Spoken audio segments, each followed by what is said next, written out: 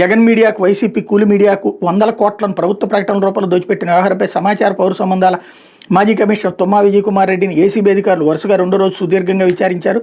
బుధవారం 8 గంటలకు పైన ఆయన ప్రశ్నించగా గురువారం కూడా అదే పరిస్థితి. ఉదయం 10-15 గంటలకి ఆయన ఏసీబీ కార్యాలయానికి రాగా గుంటూరు ఏసీబీ అదనపు ఎస్పీ మత్తె మహేంద్ర సారథ్యంలో రాత్రి 7 గంటల వరకు విచారణ కొనసాగింది. 839 కోట్ల ప్రజాధనం దుర్వినియోగ వ్యవహారంలో పలు ప్రశ్నలకు దాటవేద్వరంలో ఆయన జవాబిచ్చినట్టు సమాచారం. ఏబీసీ నిబంధనలకు విరుద్ధంగా పక్షపాత ధోరణితో ప్రజాధనాన్ని ప్రకటన రూపంలో జగన్ మీడియాకు, వైసీపీ ప్రభుత్వ అనుకూల మీడియాకు దోచిపెట్టడం తప్పు కాదని ఏసీబీ అధికారులు అడిగారు. నాకంటే ముందు పనిచేసిన 3 సీనియర్ అధికారులు ఏం చేశారు, నేను కూడా అదే చేశాను. 2014 నుంచి వాళ్ళు ఎలా చేస్తే నేను అలాగే చేశాను.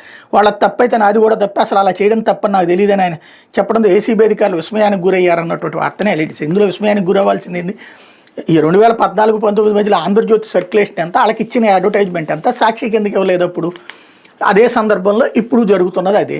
ఎవడు అధికారంలో ఉంటే వాళ్ళకి కావాల్సినటువంటి వాళ్ళకి ఇచ్చుకుంటుంది. అయితే అక్కడ జగన్ ఒకంతక తెలివిగా ఈనాడుకి సమానంగా ఇచ్చాడు యాడ్లు. చివరిలో ఈనాడు వద్దన్నది మాత్రమే జరిగింది. అక్కడ అతన్ని కుంభకోణం అని ఆరోపించడానికి ఏమీ లేకపోయింది. కేవలం పేపర్లలో నుండి టీవీల్లో వార్తలు రాసుకోవడానికి ఏదో జరిగిపోయిందని భ్రమ కల్పించడానికి రాస్తున్న వార్తలు తప్పించి మరేమీ లేదు. ఇది దినపత్రికలు వచ్చిన వార్తలు వెనకాల జరుగుతుంది.